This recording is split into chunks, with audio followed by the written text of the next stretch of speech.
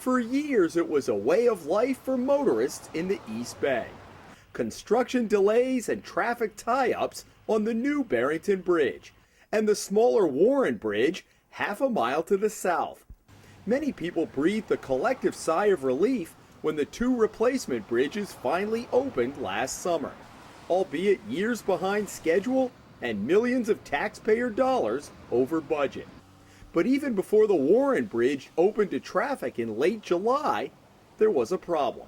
The sidewalk you approach the bridge is perfect.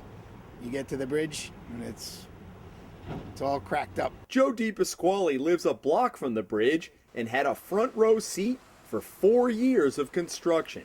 Long before it was open for foot or vehicle traffic, he noticed cracks in the sidewalks and other cracks that traveled from the sidewalks down the side of the bridge to the ground or into the water.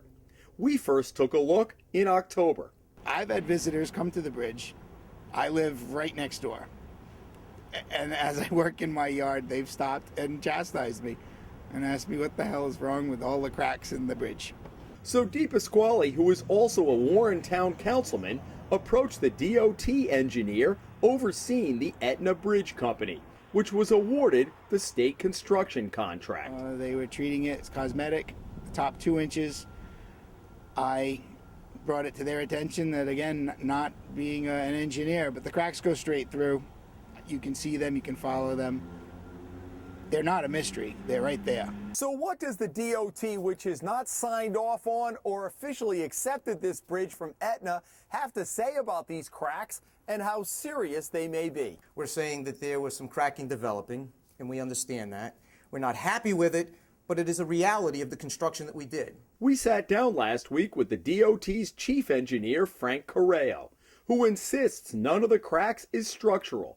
He said Aetna poured the concrete to the state specifications and they don't have a specific reason why it is cracked in some places. What's been the contractor's reaction to this?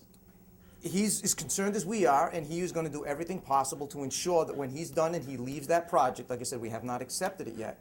When he leaves that project, it will be a sound, aesthetically pleasing project that will serve the state of Rhode Island for many years to come. Correo admits aesthetically pleasing are probably not the first 2 words that come to mind right now.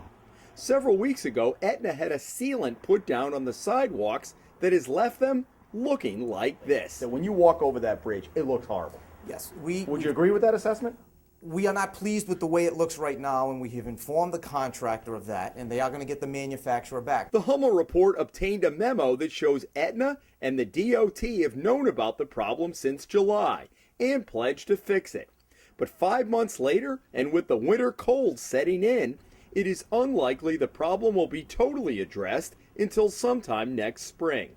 So far, the company has been paid all but $1 million of the $15.5 million cost. Correo says taxpayers will not pay for any of the fixes, which will be absorbed by Aetna. As for the cracks, the goal is you don't want them, but if they're there, you don't want water to get inside those cracks because we have the freeze-thaw cycles that we have here because of our temperature changes, and as a result of that, when that water expands, if it gets trapped in there, is where you'll start to see concrete deteriorate quicker. And in case you're scoring at home, the much maligned Barrington Bridge, which deservedly got the lion's share of bad publicity over the past decade because of construction delays and cost overruns, has sidewalks that look, well, brand new. In Warren, Jim Hummel for the Hummel Report.